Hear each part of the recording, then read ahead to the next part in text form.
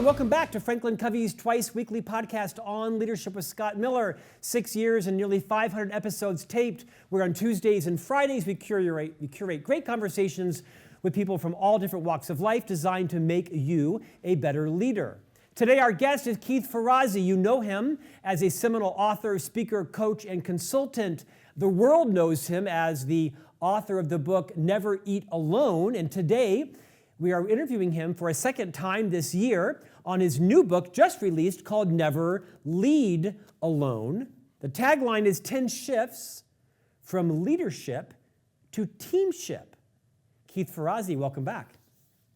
I, Scott, am so excited to be here and honored that you have me back so soon. Although when I hear that you've got 2 shows a week, I'm not sure that I'm as special as I used to. Well, we're dedicating many of them to you this month, so it's okay. You have a wrap on that as well. Keith, great to have you back. I mean, I've been a fan of yours for decades.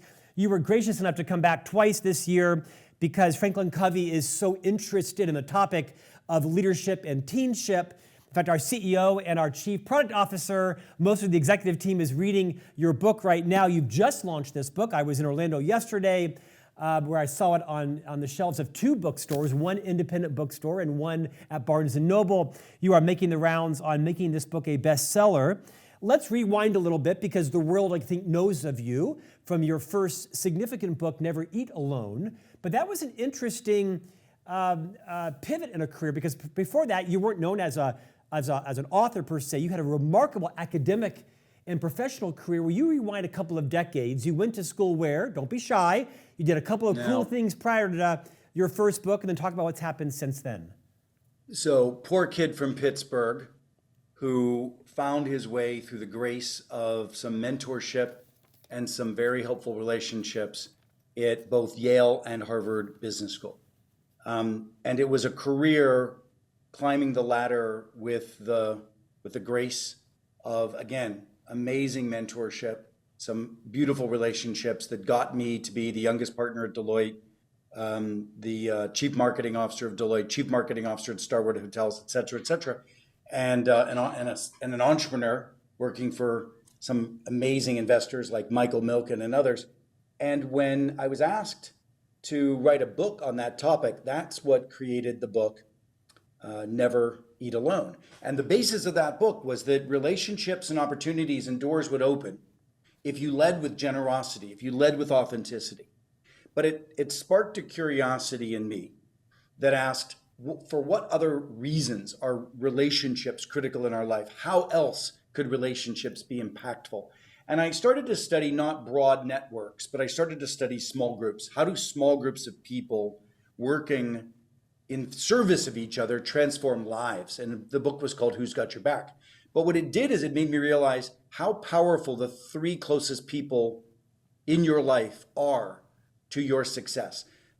These relationships that I call co-elevating, these lifeline relationships that are pushing each other higher. And the research around that started to just pivoted everything for me and made me realize how powerful small groups are. And I wanted to study the importance of that, which ultimately germinated over 20 years in what we're talking about today, which is high-performing teams. How can a group of people not let each other fail? How can a group of people be so committed to the mission and each other that they're able to do 10x what other people are able to do? And that's 20 years of research is what this book is the culmination of.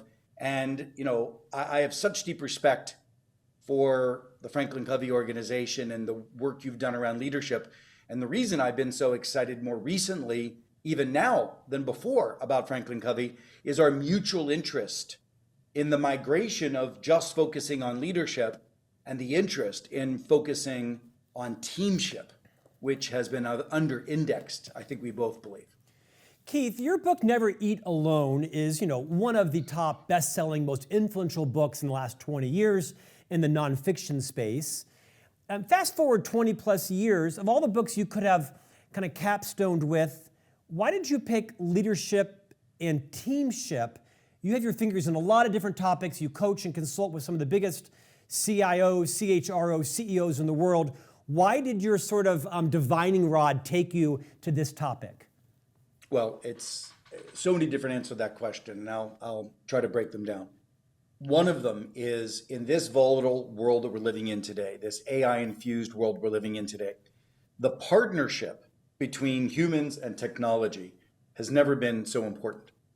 But what I'm seeing in organizations that are struggling with transformation, struggling with the pace of change, is that they need to not hunker down in their silos, but they need to start re-engineering not the relationship between humans and technology, but we need to double down on re-engineering the relationship among humans. We have indexed for decades now too much on leadership alone. I totally get it why it's important to get leaders to give good feedback. But I'll tell you, when I see transformation happen, it's not by just waiting for a leader to give you feedback. It's when teams are giving each other feedback. The idea of a leader holding a team accountable, of course that's important, but when I see transformation occur, it's when teams are holding each other accountable. When we're beleaguered in the pace of change and we're worried that the leaders are being good at making sure that the energy of the team is sustained and strong. But the best way to do that is for the leader to make sure that the team has each other's back, that the team owns each other's energy, that there's what I call a social contract among the team, that they're the ones taking care of each other. They're the ones crossing the finish line together, not independently and waiting for everybody else to catch up, but looking behind and saying, if I have to do something to make sure that the team crosses with me so that we can achieve these disproportionate 10x kind of goals, that's what's needed. Right now, we are so in need of teamship, and it's not even been on the agenda for the not even been on the agenda for the last few decades. Keith, as you think about, the role of leadership isn't going away. You're not elevating it or minimizing it. What are leaders, formal leaders of teams, going to need to do differently if they buy into this idea of teamship? Like maybe perhaps mindset shifts, skill set shifts. I love that. Thank you so much. Well, we've talked privately and on air about this. The mindset is important, but I'm an agent of change and transformation. My job is to get people to change. When I'm trying to change a mindset, I don't change people's thinking. There's a great phrase, you don't think your way to a new way of acting, you act your way to a new way of thinking. What we're trying to do for leaders is something very simple. I do want to change mindsets. I do want to change culture. I do want to change radically entire ways of collaborating and working inside of organizations. But I'm not going to do that by preaching on these broad concepts. The research we've done for 20 years has identified the most critical shifts that a team needs to make to be disruptive and exceptional. Most teams, to be honest with you, in our research are mediocre. Our data shows that on a scale of 0 to 5, the average team is conflict avoidant and about a 2 in terms of its willingness to aggressively challenge each other when it's risky, as opposed to the meeting after the meeting, the conversation in the hallway, the private DM, even worse, the talking behind each other's back. The average team is mediocre when it comes to having a healthy, caring, challenge culture. Now, if that's true, how am I going to get that to change? What we've done in the book is we've curated a series of shifts. Each chapter is a shift that the team needs to make, from conflict avoidance to candor, right? From resilience being an individual responsibility to it being a team responsibility. From scarce praise to strong celebration, to episodic relationship building when we're walking down hallways, to purposeful connectedness that's managed even in a hybrid world, from old school meetings to 21st century technology collaboration. There's 10 critical shifts. Each one of those shifts have some really simple practices. I'll give you the simplest. We were just talking about candor. If I'm a leader and I really do believe that conflict avoidance is killing innovation, it is stomping down what's in the room and what I've already paid for, which is brilliant insights that don't get out on the table. If I sit there and I say, you know what, this is a tough conversation. I'm not sure we're hearing everyone's real voice. I want to do a candor break. A candor break is when a leader says, everybody just talk in twos You could go to breakout rooms or just do it in a room. Talk in twos. I want to know what's not being said that needs to be said in this room. Now that is a simple practice. And if you put it on an agenda of a meeting, we're going to do a candor break halfway through, or 3/4 of the way through while we still have time to recover, we're going to do a candor break. If that's just a constant agenda that the chief of staff always puts on there, people will go and have the authentic conversation. Psychological safety and small group conversations of 2 goes up 85%. And then when it comes back into the room, the conversation's game changing. The courage to hear what people are thinking is true leadership. That's just a simple example. It's a very big shift from conflict avoidance to candor, but it's a simple practice. And I've got 8 practices just in the candor area listed in the book that you can eat like popcorn and try on as a team. And so as leaders, we've got to become curious to step up and expect more from our team. As leaders, we've got to take the patience and the time to do the simplest little practices that turn into habits. Now, I know that our schedules are inundated. I know that the time that we have to do new things feels scarce and sparse, but that's why we broke these practices down into the simplistic little things that I, over 24 years of research, have witnessed are disproportionately powerful to make your team successful. These little practices that you can try on that will be game changing for your end state, for your innovation cycles, for your cycle time of getting stuff done, for the new product innovations, for results and outcomes being transformational as opposed to maintaining the status quo. All of that is game changing with simple practices. Last thing I'll say is culture change is not tough. Mindset change is not tough, but you just have to change it from the practice, from the simple new habits. Keith, one of the 10 shifts you identify in your new book, you call it the shift from serendipitous relationships to purposeful team bond building. I mean, it sounds great. What does that look like, sound like, feel like in a typical Fortune 5000 company? Well, I'll give you the before and the after, and it's something that we're really struggling with and experiencing right now in many companies.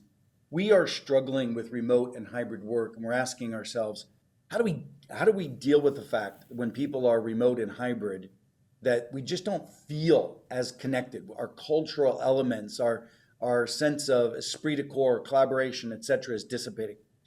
And that's true because we showed that during the pandemic, the connectedness of teams on a scale of 0 to 5 went from an average of 2.8 to 2.3. Why? Because we stopped practicing serendipity bonding. Serendipity bonding is what happens when you're all in the offices together and you walk down a hallway, you see each other in a break room, you connect, you bond, etc.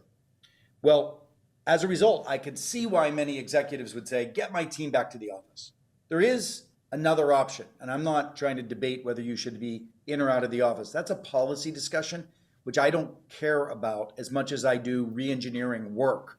I'm trying to re-engineer outcomes through re-engineering work. Where you do it is your call. I can promise you, you can do it effectively in many different ways.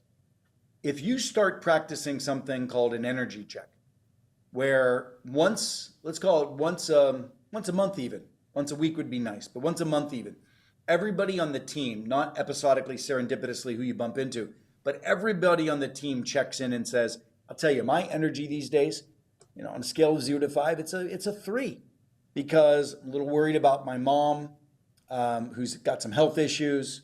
I've got a real struggle with my son right now. We've got this big project at work and we're going to lose a critical member of the team. Whatever it is, right? I mean, what is draining your energy? If you give it a number and you say what's draining your energy, what happens is you're building relational empathy among the team. But more than that, if you can actually commit as a teammate to care about each other and commit to lift each other's energy and to boost each other up, then that commitment leaves the leader not having to be the only one running around taking care of everybody. So you've got a double here. You've got empathy and bonding that gets created among the team through a simple practice, and you also have the sustaining of the group's energy through mutual support and that social contract that happens in that practice. So the simplest little practice done, which doesn't take more than 10 minutes of a meeting, at least it can, or you could do it in a much longer form over a nice dinner instead of paying for all of your people to go out for dinner, which I see at these offsites all the time, and everybody just lets them do small talk and not really have meaningful conversations. All of these are shifting from what we used to do serendipitously to what we need to do purposefully. And that purposefulness is game changing. And unfortunately, most leaders don't even know or have the practices. We're giving them the best practices in this book. Keith, your experience is second to none when it comes to working on a broad portfolio of organizations around the world, coaching CEOs, consulting with strategy. I want to flip out of the book for a moment. When you think about the organizations that have magnetic cultures, where people come and stay engaged and refer in their high talented friends, where their client portfolio is growing, where their profitability, but their purpose and mission are on fire. Generally speaking, in 2024, moving into 2025, what are the commonalities of these high performance organizations where retention is less an issue because of what it is they're doing? Kind of just open letter to the world on this. Sure. And I apologize. I will be taking us back to the book because I think the answer is embedded as a thread throughout each of the chapters.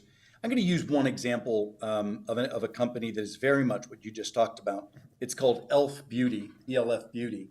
It's a company that is doubling in market cap, market share consistently growing in an industry that's shrinking, in an industry where the big competitors, the juggernauts in the beauty industry are a bit on the ropes, and all of them, none of them point to each other as the competition anymore. They're pointing to ELF. Now, why is this? First of all, it's how they hire. There is no question that the seeking a group of individuals which with a specific predisposition to these 10 shifts. I want to hire people that are more candid in their nature. I want to hire people who are more inclusive and deeply curious and feel the need to be transformative, not status quo. I want to hire people who really do care about their peers and have experiences. So the hiring is interesting, but then that's the filter. But then what they do is as onboarding, what they say to the group of people that they're hiring, they say, you're going to grow further and faster than you ever have in your life here. And in exchange, you are not allowed to be defensive. In fact, you've got to seek coaching from every one of your peers. Your peers are your coaches. You need to be coaching. You will never hold anything back. You will care so much and love each other so much and be committed to each other so much that you will give each other feedback on performance, ideas, style, competencies. We're not going to let each other fail here, right? Now, that's extraordinary. That is extraordinary. And a commitment to high-performing team culture where that peer-to-peer, the word I mentioned before, is co-elevation, committed to a shared mission, but committed to each other as much to push each other higher. That's an earmark of those extraordinary cultures. And I have to say, it doesn't, you think that it has to be a culture of great purpose, doing meaningful things in the world, etc. People find purpose in winning, and people find purpose in winning together. And any company, even if you're a nuts and bolts manufacturer somewhere, any company can manifest a transformational vision of going from where we are today to 10xing it while we take our people with you. That, I think, is the earmark that I've seen. And each chapter is anchored with a hero story like ELF of a company that's done it, won successfully for a particular area that have identified their practices and that I want to bring to you, the case study and then the practices. In fact, let's go deeper on that. I learned from you in the book, ELF actually stands for ears, lips, and face, ELF Beauty. And you share an encounter that you had, I believe it was it a receptionist and something? And then you actually talked, I think it was with the founder about it. And there was an interesting story about a dynamic that represented their culture there. If you want to share that, would be fantastic. Yeah, I mean, look, there's so many stories about ELF. I've had the blessing of being invited in to study that organization. But look, I'll tell you something. I've sat in a lot of companies as their coach of the executive team, and in this one, I was on my heels. I was like, "Holy cow!" The two individuals that I saw interact were so direct that I thought that perhaps underlying it could have been animosity. And what I found as I discovered and talked to each individual, asked how they felt about the exchange, etc., what I felt was love and commitment. It was beautiful. It was like the equivalent that I would say is like an Italian, Thanksgiving dinner. Wrestling, throwing barbs, but all out of love and commitment to each other, to the family, to the individual, to the aspiration, etc. It's so beautiful and powerful when I see it that even myself, that coaches to these elements, this one took me to another level. Keith, let's talk about agile, because it's a word you hear a lot, but unless you are, a Fortune 5000 or a, top level Inc. 5000, you may not understand its application or even really what it means. One of your shifts is shifting to agile as the new operating system for your team. Break that down a little bit for perhaps people that may not have, I'll make it so simple. Operating system of my life is what agile has become. So agile is really, I have a dream.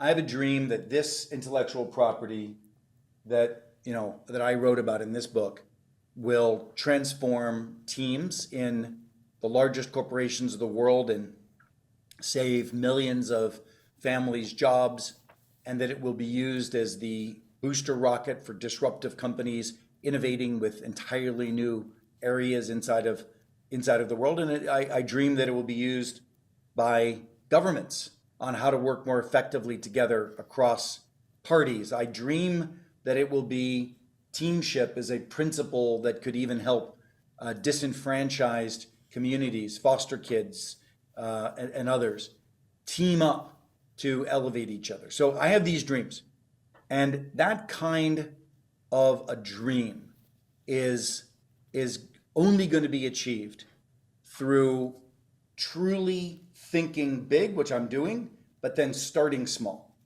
And what does my next month look like? I call it a sprint. In the next month, I've broken this big vision into 5 critical hills. One of those critical hills is to identify brilliant organizations like Franklin Covey that I could potentially partner with to get the message out to a broader audience, right? Okay, so looking at those partnerships, what do I need to do in the next month in order to achieve that particular big hill? Great. Now I sprint like heck to do that. And I pause. And at the end of the month, I team out. I ask all my advisors, I ask all members of my team, however I want to define that, my own company, advisors from the outside. Team has nothing to do with an org chart. It has to do with who is helping me think about this big hill. And I say to them, okay, in this past month, here's what I've achieved. Here's where I'm still struggling. I've talked to these individuals. Here's where I'm struggling. Here's new information I've gotten. And here's where I think I'm going for the next month.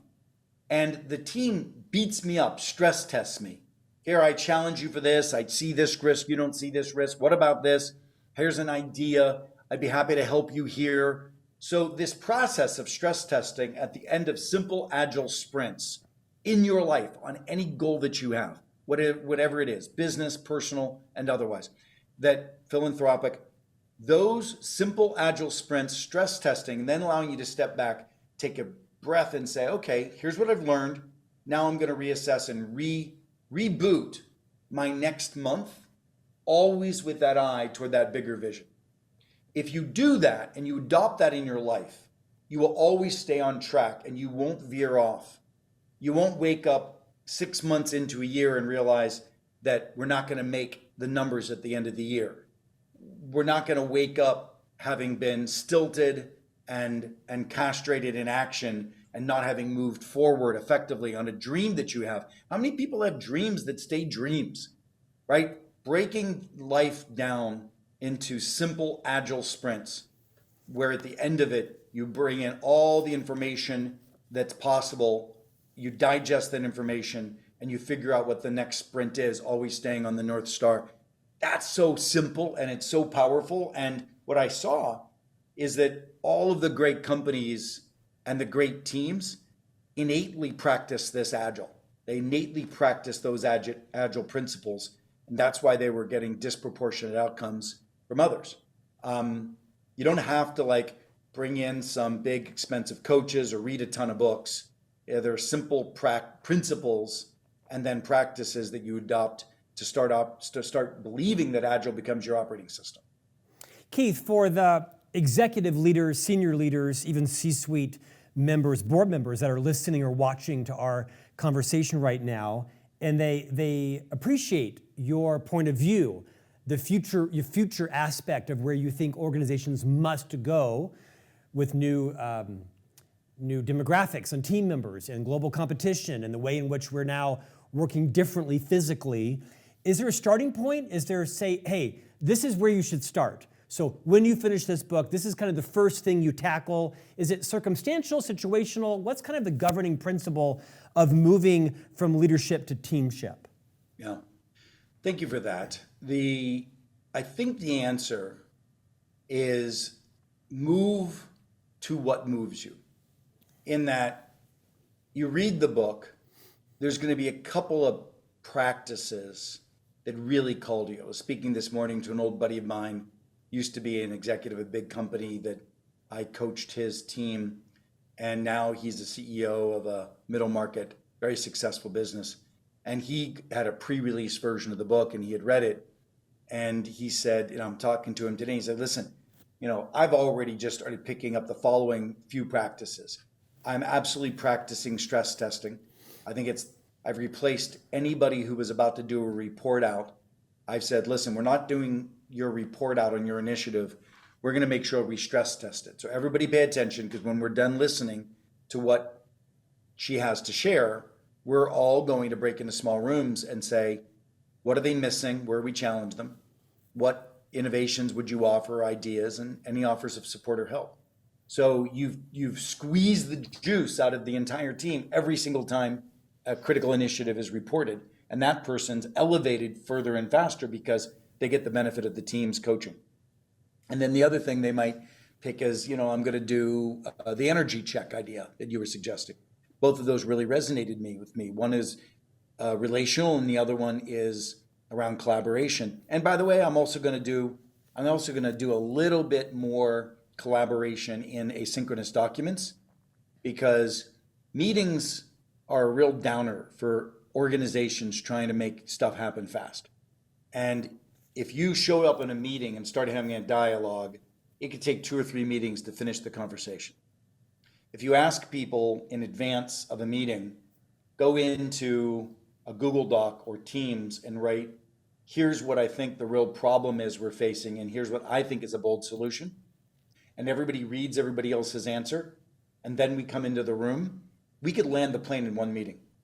So just doing what chapter 6 talks about in using 21st century collaboration tools and meeting shifting and not relying on meeting as the primary form of collaboration. So I've just given you 3 simple practices that a lot of people seem to resonate with. One from the bonding chapter, one from the candor chapter, and one from the innovate and collaborate in the 21st century differently with tools chapter. And you're going to find your own, what calls to you. And the team will too. The whole team reads the book, which is why we created a video series that we give away to any team that wants to read the book together. And it's me giving a 7-minute inspirational talk about each chapter as you go through it, and giving some advice, teaching you how to do the diagnostic. I mean, that's the other thing. Most teams don't measure how successful they are. We have a great diagnostic where a team working together would say, okay, on a scale of 0 to 5, how much do we challenge each other? Oh gosh, 2. Okay, on a scale of 0 to 5, how strong are our relationships? Oh, 2.8. They should be better than that, right? On a scale of 0 to 5, how good are our meetings? Oh gosh, a 1? Okay, we gotta need to work on that. So if we could create a benchmark That's another thing. So I don't know. I could keep going on and on. These are the things that I'm told are some of the earliest, simplest things to pick up. But there's 37 practices, Scott, 37 practices in the book, which people can pick and choose from, like eating popcorns and M&Ms and decide which ones they like the best. If there was ever a celebrity author mashup collaboration, I would see a book between Kim Scott, Radical Candor, and Keith Ferrazzi, Never Lead Alone, to write a book where you take the candor conversation together further, because the most pervasive cultural leadership competency that I think is lacking across organizations is leaders who can create a safe environment where everyone can tell the truth, they can disagree respectfully to lift everyone's performance. I think it is a massively lacking competency because of people's origin stories, their conflict avoidance. You've already written it, according to the video camera. Tell me about that for those who are listening on audio. Right here. So I was just with Kim, and she and I were listening to each other's keynotes at an event, and we walked away and said, you know, let's start writing something. Well, wait, together. I want to agent that book. That was my idea. Hold on. Well, it's starting as an op-ed for one of the important media outlets. Isn't that intriguing that you and Kim, I did not know this, I had no knowledge of this, but it just seems like you have this beautiful complementary with an I and an E field of experience that could be enormously helpful to people in the future. Keith, you speak for a living as well as consult and write. You are recently in Asia. You were recently in Middle East. When companies hire you to keynote speak, like what's your sweet spot? When you hit the ball out of the park, what happens? Like what's the topic and the situation that companies bring you in to keynote on? You know, I don't know if this is true, but I think I'm a little unique in how I think of my role as a speaker for an organization. I don't think of myself as an entertainer whose job it is to reveal information that inspires, etc. Hopefully I'll be inspirational. Hopefully I'll have great information. I do what I call a challenge talk. What I do is I want to make sure that I listen to the executives who have brought me in. The CEO of the organization, the head of strategy, head of HR, the division president, whoever it is. I want to hear and I want to do my homework and understand what are the aspirations of this leadership, the leadership team, for how this audience will behave differently in 18 months. And what will they be most excited about practicing tomorrow as on their way to reinventing the organization in the next months.